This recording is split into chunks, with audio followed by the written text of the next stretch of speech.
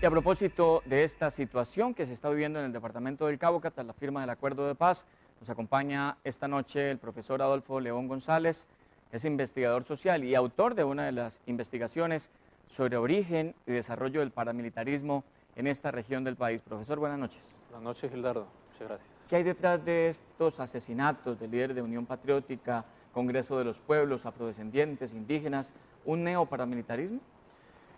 Es muy posible y lo más preocupante es que buscar la sistematicidad por el lado del verdugo generalmente genera confusión. La primera sistematicidad es la de la víctima.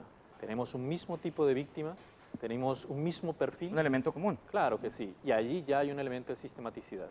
Ahora, pretender que cambiar al verdugo, el asesino en cada región, nos cambie ese panorama de sistematicidad de fondo, yo creo que ya es un primer problema para enfrentar un problema que ya vivimos nosotros como sociedad durante los años 80 con unos acuerdos muy parecidos a estos. Prácticamente se está viendo un laboratorio de paz en el norte del Cauca, pero ese laboratorio se está viviendo en medio de estos ataques sistemáticos contra líderes sociales. ¿Cómo garantizar en el futuro la vida de quienes están entregando las armas para hacer parte de la sociedad civil, para hacer política, si ahora no podemos garantizar ni siquiera la de los líderes sociales? Garantía no puede haber, Gildardo, porque las regiones donde se da este fenómeno son regiones justamente donde el Estado no ha hecho presencia durante mucho tiempo. Por lo tanto, cuestiones de garantía no se pueden dar, y una sola ley escrita o dictaminada desde Bogotá no va a cambiar absolutamente nada. Lo que debemos preguntarnos es por qué los líderes sociales son objetivo militar. Pues porque chocan con intereses locales. Ahora, ¿de qué forma responden esos poderes locales a esa respuesta social de los líderes? Pues es la muerte. Entonces, debemos verificar ese lugar en donde se dan, el contexto en que se manejan esas fuerzas para saber si podemos hablar o no de un trabajo institucional camuflado y oscuro asociado a fuerzas delictivas que operan en esos lugares. El espacio que ocupaban las FARC está siendo ocupado, según analistas, por intereses que defienden la minería ilegal, a los cocaleros y el narcotráfico. ¿Las tres fuerzas estarían detrás de estos asesinatos o en algunos casos una y en otros todas? Lo que nosotros llamamos paramilitarismo ha tenido muchas caras en la historia de Colombia.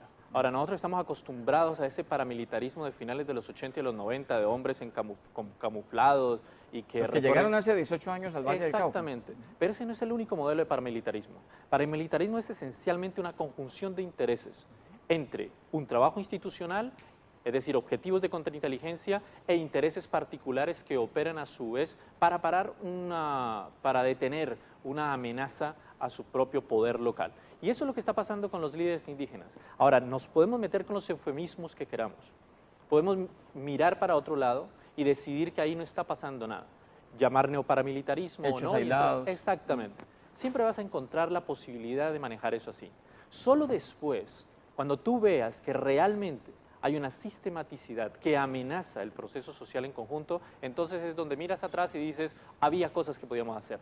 Yo creo que el Estado debe mirar a esas zonas, responder a esto que es un signo de advertencia claro, contundente, de los peligros que corre el proceso de paz, esto que llaman posconflicto, si el Estado no actúa inmediatamente para detener esta sangría. Hace 18 años, cuando los paramilitares arribaron en su primer grupo a La Moralia en Tuluá, lo hicieron con ayuda y con complicidad del ejército. Eso se supo mucho después.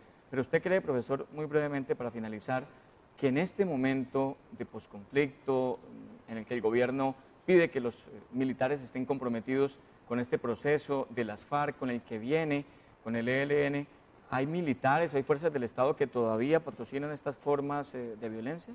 Primero, yo no puedo aceptar que estemos realmente en un escenario de posconflicto cuando se da en el norte del Cauca y cuando se dan en otras regiones situaciones como las que hay ahora. Hablar de fuerzas que entran a sitios donde otras salen. Hablar de conflictos de intereses que se resuelven por la vía armada no puede ser un escenario de posconflicto. Por lo tanto, dejemos esa primera cosa en claro, porque si no vamos a entrar en una discusión estéril. Ahora, sobre lo segundo que usted pregunta, pues yo solo puedo decir algo. El camino que nosotros estamos escogiendo de cerrar los ojos a una posibilidad, no investigarla, no darla como una posibilidad viable y real, que es el trabajo institucional, la participación de fuerzas del Estado, ¿sí?, maniobrando en torno a otras fuerzas oscuras sobre intereses particulares en contra de la movilización social, yo creo que eso es simplemente un camino a la catástrofe. Nada va a pasar en esas zonas periféricas, que siempre han sido las más golpeadas por el conflicto, nada va a pasar allí, nada va a cambiar, y de posconflicto se puede hablar en Bogotá, pero en las regiones seguirá el mismo estado de guerra bajo otros nombres y otras características. Investigador social Adolfo León González, gracias por estar aquí. Muchas gracias a usted, Gildardo, muy amable por su invitación.